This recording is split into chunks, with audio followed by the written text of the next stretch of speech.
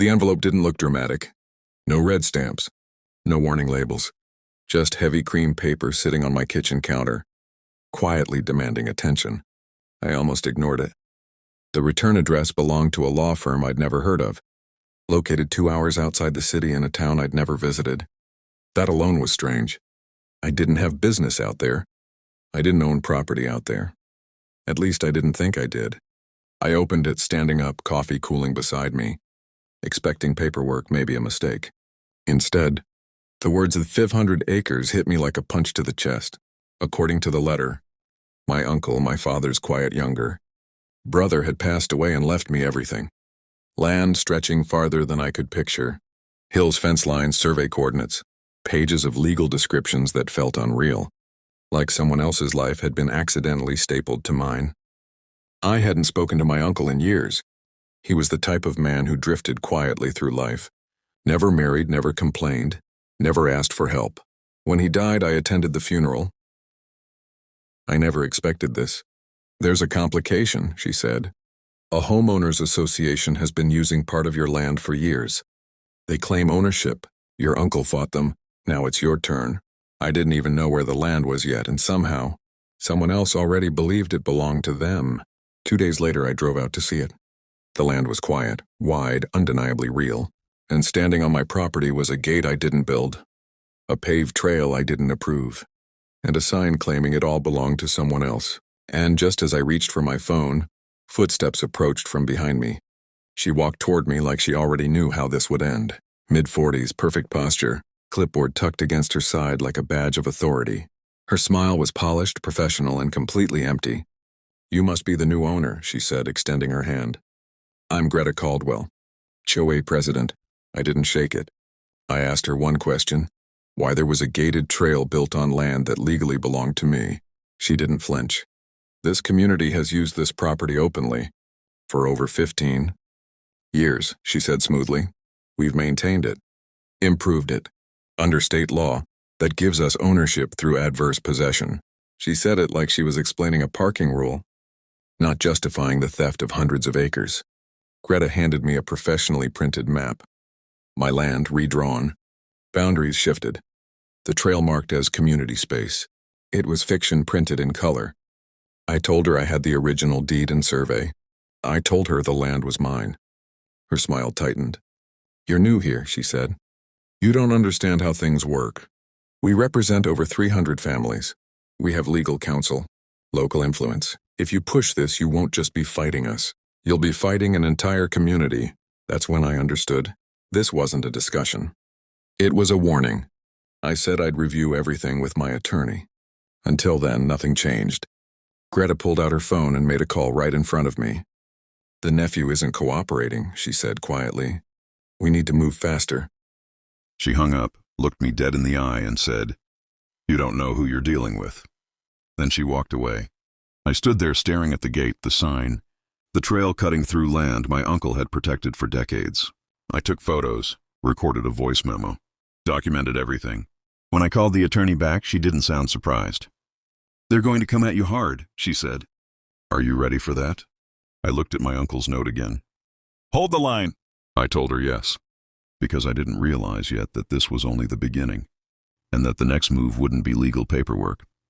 It would be a full-scale smear campaign designed to destroy me before I ever stepped into a courtroom. Mary Ann Lell's office smelled like old books and burnt coffee, the kind of place where fights were finished, not started. She didn't waste time with small talk. The moment I sat down, she opened a thick folder and spread its contents across the desk, like cards in a high-stakes game. "Your uncle knew this would happen," she said. Inside were surveys stamped by the county, tax receipts going back decades, certified letters sent to the HOA, every objection, every refusal, every warning documented in careful, unemotional language. Dale hadn't argued. He hadn't threatened. He'd simply said no, and he'd kept proof that he did. Mary Ann pointed to the eastern boundary where the subdivision met the land. "They built the trail without permission. No easement, no agreement. And your uncle objected in writing multiple times. That alone destroys their adverse possession claim." I asked her to explain it anyway. I wanted to understand exactly what they were accusing me of. She leaned back and spoke slowly, Adverse possession only works if the owner does nothing. No objections, no resistance, silence. Your uncle was never silent. Relief flickered, then vanished. Here's the problem, she continued. They're not trying to win in court yet. They're trying to scare you into giving up before court ever happens. Her plan was precise. Cease-and-desist letter demanding removal of the gate and trail within 14 days. No insults, no emotion, just facts and deadlines. As she printed the letter, she looked at me and said, "Once this goes out, they'll change tactics." She was right. 3 days later, I drove back to the land. The gate still stood, but something else was different. Someone was standing near it, talking, pointing, planning. And when I returned to my truck, a flyer was tucked under my windshield wiper. "Protect our community trail." It painted me as a greedy outsider threatening families and children. An emergency HOA meeting was scheduled, open to the public. They weren't arguing ownership anymore. They were rewriting the story, and I was about to become the villain in it. The community center was already full when I arrived. Families, couples, retirees, all sitting shoulder to shoulder, murmuring in low voices. Greta Caldwell sat at the front, calm and composed, flanked by 2 board members like witnesses to a performance. The moment she saw me, she leaned over and whispered to someone.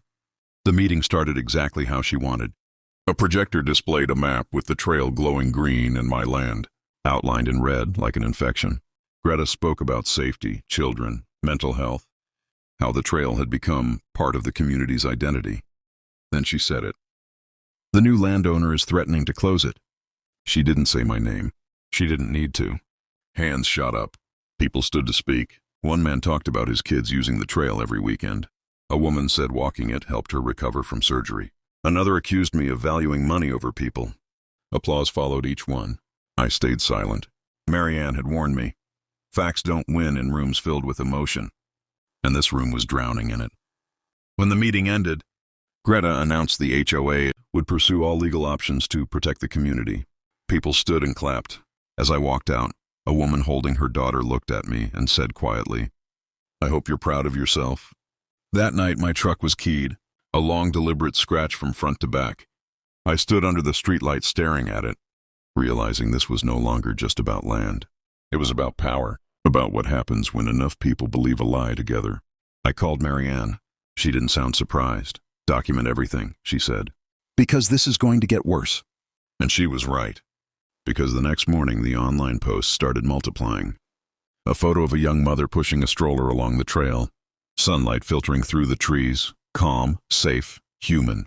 The caption read, "This is what he wants to take away." No name, no explanation, just implication. The comments poured in fast. Strangers dissected my character like they'd known me for years. I was greedy, heartless, an outsider who didn't belong. Someone suggested organizing a protest. Another tagged a local reporter.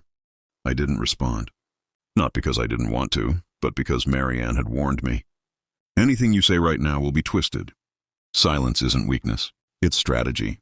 So I watched every lie, every exaggeration, every version of the story that painted me as the villain and Greta as the protector. The HOA never mentioned the cease-and-desist letter. Never mentioned my uncle's objections. Never mentioned the land was private. That omission was deliberate. That night I spread Dale's letters across my kitchen table. Every sentence was calm, controlled, almost cold. He never argued with emotion. He let the paper speak for him. That's when I understood something crucial. This fight wouldn't be won online. It would be won in records. I started building a case. I scanned every letter, every tax receipt, every survey map. I cataloged social media posts, saving screenshots with timestamps. I photographed the damage to my truck. I created a timeline so precise it couldn't be argued. When Marianne reviewed it, she nodded slowly. "They're emotional," she said. "You're factual. Judges prefer facts." The cease-and-desist deadline passed without response. Instead, the HOA's attorney sent an email claiming adverse possession and threatening a $50,000 lawsuit for community harm. Marianne smiled when she read it. "Good," she said. "Now we file." The injunction paperwork went out the next morning. And that's when something unexpected happened. While the HOA was shouting louder, someone inside their own system decided to whisper. Because that night, an email landed in my inbox with one sentence. I was at the board meeting. What they're doing isn't right. And at the bottom, a name I recognized from the HOA records. Greta resigned the same night she was removed from the board. No announcement, no goodbye post. She simply vanished from HOA emails, committees, and neighborhood events. The woman who once spoke with absolute certainty had lost the thing she valued most, control. I didn't feel victory. I felt gravity. Marianne told me the altered meeting minutes fell into a legal gray area, shiny, but not criminal.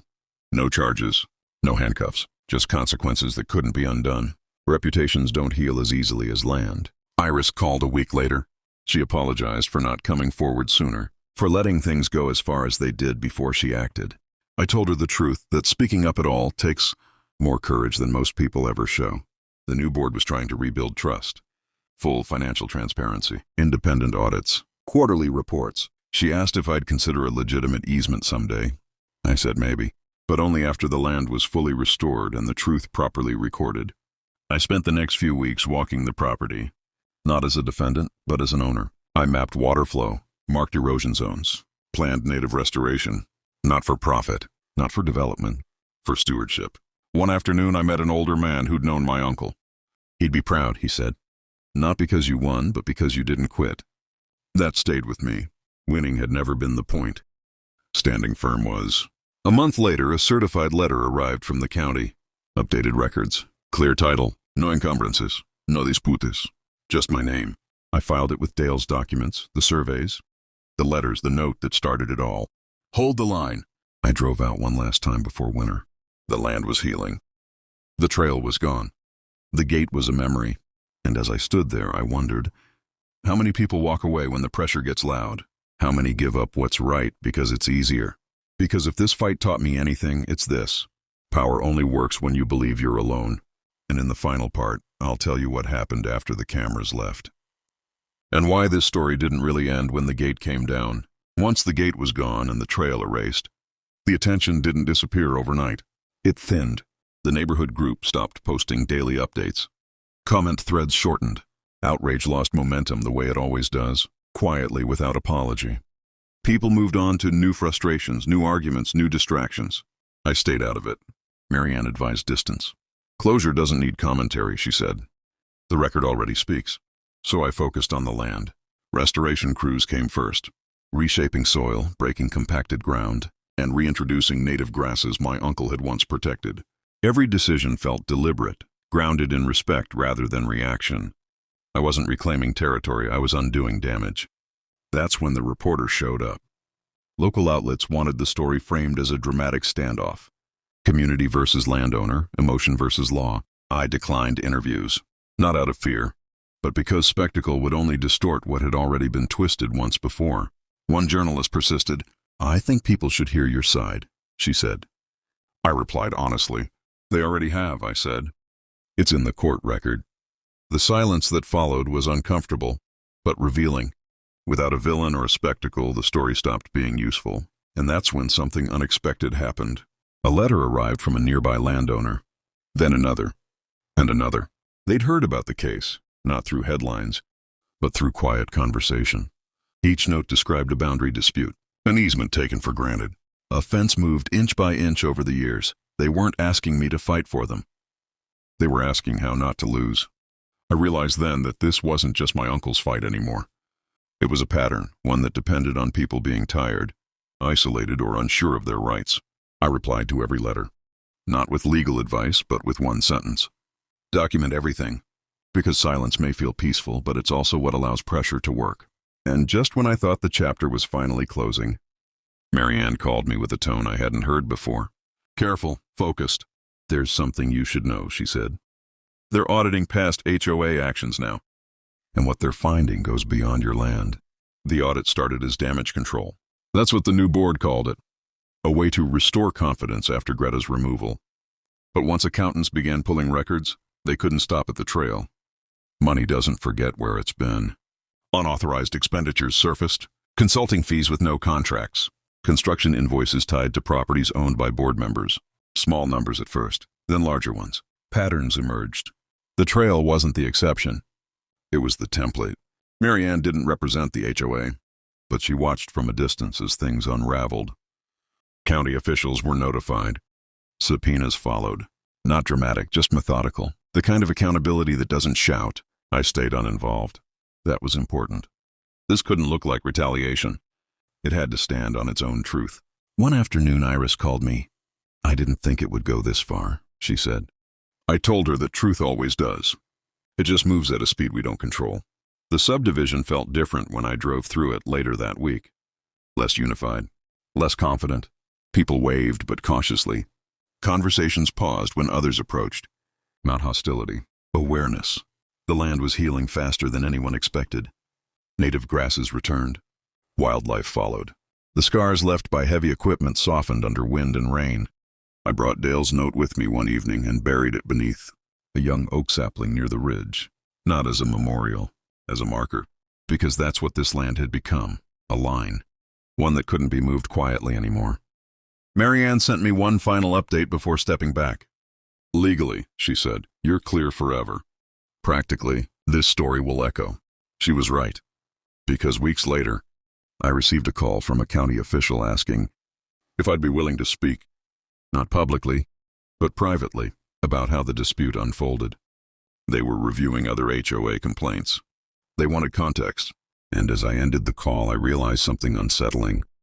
The fight had started with a letter, but it might end with a system finally paying attention.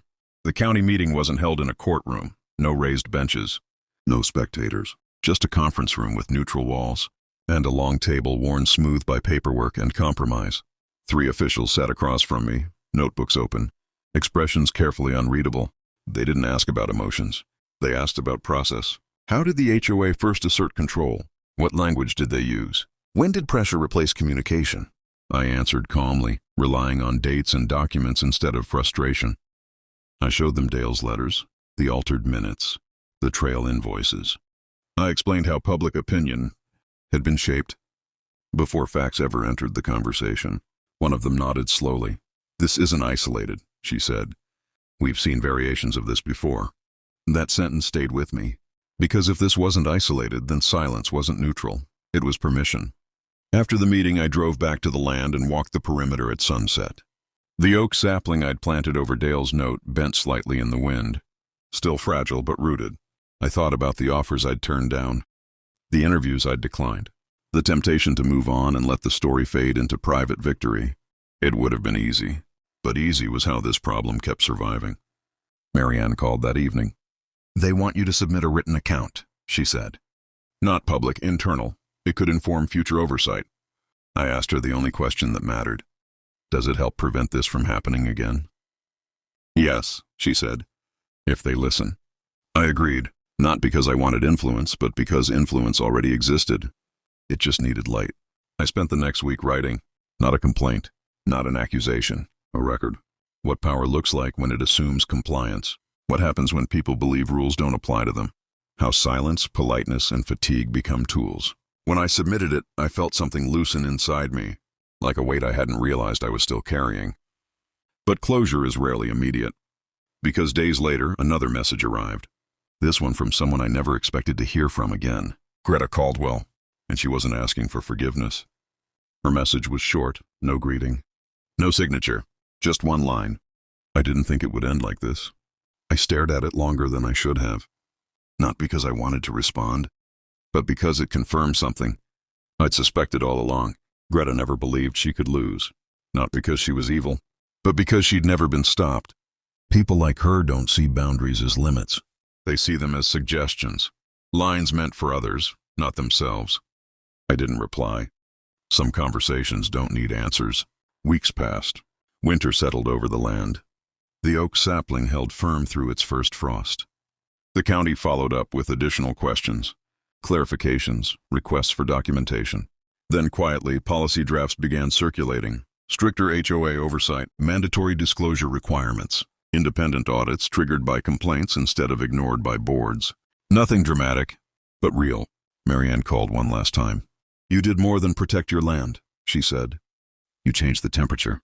That phrase stayed with me, because temperature determines what survives. I drove out after the first rain of spring. The land smelled clean, alive. Grass filled in where the trail had been. You'd never know concrete had once scarred it, unless you knew where to look. And I did. I stood there thinking about how close I'd come to walking away, how convincing the pressure had been, how loud the voices were telling me to compromise, to be reasonable, to let it go, and I realized something simple, but permanent. Standing firm doesn't require anger. It requires endurance.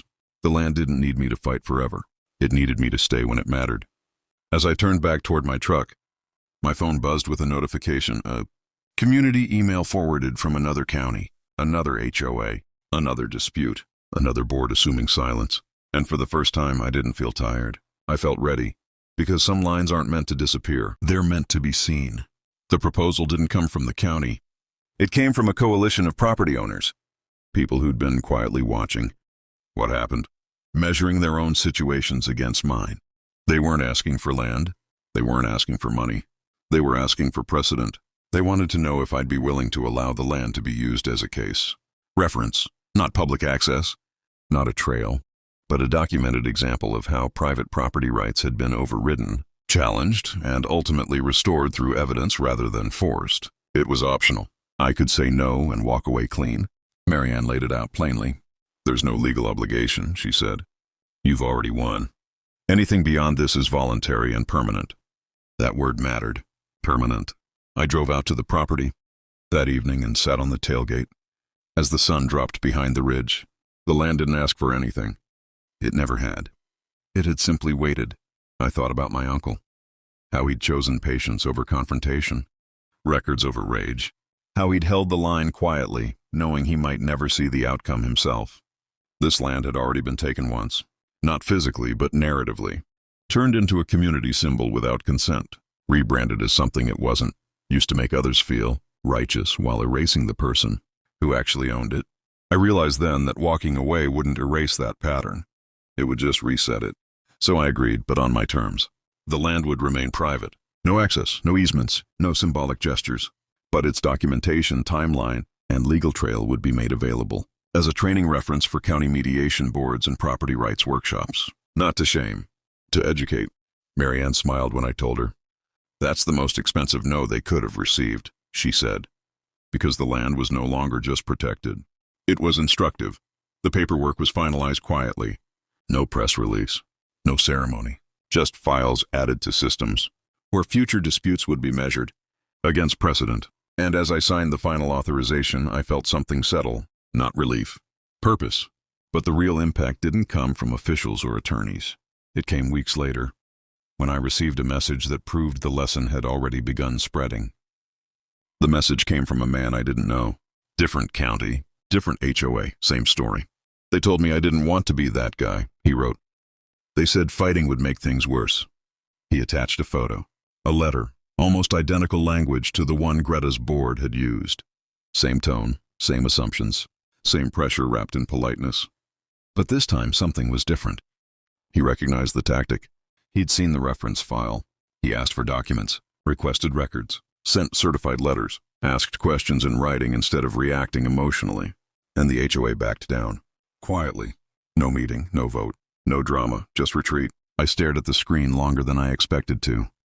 Because that's how power really collapses. Not loudly, not publicly, but when its tricks stop working. More messages followed over the next months. Short updates, thank yous, stories that ended before they exploded, because someone knew when to stop being silent. The land stayed quiet. No signs, no gates, no trails, but it wasn't passive anymore. It had become a reference point. An invisible line that reminded people where authority actually ends. I visited one last time before summer. The oak sapling had grown taller, stronger. Its roots deeper now, unseen but undeniable. I placed my hand against the trunk and thought about how close this story had come to ending differently. How easy it would have been to accept the money, avoid the stress, and let the system keep functioning exactly as it had. But systems only change when someone refuses to move. I drove away without looking back. Not because I didn't care, but because the land no longer needed guarding. And just when I thought the story had fully closed, a final envelope arrived in my mailbox. No return address. Inside was a single sentence, typed and unsigned. They're being a lot more careful now. And that's when I knew this wasn't just the end of a dispute. It was the beginning of a quiet correction. Time didn't erase what happened. It refined it. Months passed. Season shifted. The land changed in subtle ways. Grass thickened, wildlife returned, and the oak sapling grew tall enough to cast a thin line of shade across the soil, where my uncle's note rested. Nothing dramatic happened anymore, and that's how I knew it was over. No letters, no calls, no meetings where voices tried to outvolume truth. The silence felt different now, not tense, not fragile, but settled. Ownership had stopped being something I defended. It had become something I lived. I still drove out every few weeks, not to inspect or patrol, but to walk, to listen, to remind myself why this mattered beyond paper and principle. People sometimes think fights like this end with relief. They don't. They end with clarity. I understood now that power doesn't always announce itself with force. Sometimes it shows up politely, wrapped in procedure, counting on your discomfort to do the work for it. That's what made this story dangerous. Not because of what happened, but because of how easily it could have. If I'd been busier, if I'd been less patient, if I'd believed silence meant safety. The land had taught me something simple. What you don't defend eventually gets redefined. One afternoon, I met a young couple walking the fence line, new owners of neighboring land. They asked questions, quiet ones, practical ones, about surveys, about records, about how to avoid problems. I told them what my uncle told me. Know your boundaries, I said, and don't apologize for them. They thanked me and walked on. As I watched them go, I realized the story had already done its work. Not as a headline, not as a spectacle, as a lesson passed hand to hand. That night, I took Dale's letters out one last time and returned them to their box. They didn't feel like evidence anymore. They felt like history. And history, when preserved, becomes protection. Because the fight doesn't stay loud forever, but the lines you hold shape everything that comes after. Here's the part most people don't expect. This story isn't about land. It's about the moment you're told, quietly, confidently, that something of yours no longer is. Not because you agreed, not because you sold it, but because someone assumed you wouldn't push back. That moment doesn't arrive with alarms. It arrives with polite language, with pressure disguised as reason, with people telling you it's easier to let go than to stand still. That's the test, not of strength, but of endurance. I didn't win because I was louder. I won because I stayed. I stayed in the paperwork. I stayed in the discomfort. I stayed when walking away would have been praised as being reasonable. And if you take anything from this story, let it be this. You don't need power to hold a line. You need clarity and the refusal to move. So here's my question to you. If someone showed up tomorrow and told you that what you own, your land, your work, your boundary, your voice, was suddenly shared, would you document? Would you question? Would you stay? Or would you disappear quietly and hope the pressure stops? Because it never stops on its own. It only changes direction. If this story made you think of a place, a moment, or a line you almost gave up, share it. If you've ever been told to stay quiet to keep the peace, say something now. And if you believe ownership, truth, and boundaries still matter, don't scroll past this like it doesn't concern you. Hold the line. Someone else is counting on you to show them how. If this story mattered, let it reach the next person who needs it.